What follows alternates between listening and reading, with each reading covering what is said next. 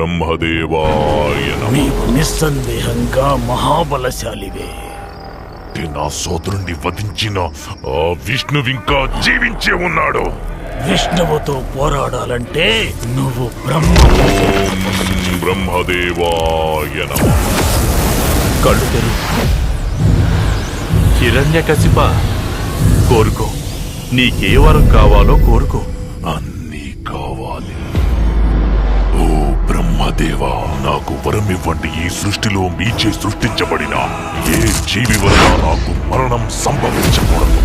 నా మరణం పగలు గాని రాత్రి కాని, నా మరణం గృహం లోపల గాని గృహం వెలుపల గాని, అస్త్ర శస్త్రాల వల్ల గాని, సజీవుల చేత గాని నిర్జీవుల చేత గాని.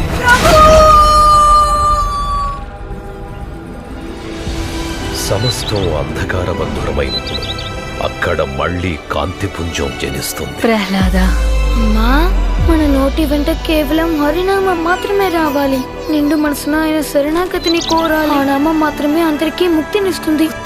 ఆ విష్ణుని విడనాడు. నేను భగవాన్ విష్ణువుని ఎప్పటికీ శత్రువుగా చూడలేను. భగవంతుడిని మరచిపో.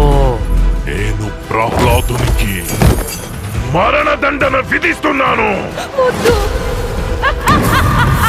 మనమంతా అసురులం. ఇటువంటి పిచ్చి ఆటలు గురుకులంలో ఆడకూడదు. ఆయన ఎలా కోరుకుంటే అలా నాతో వ్యవహరించగలరు.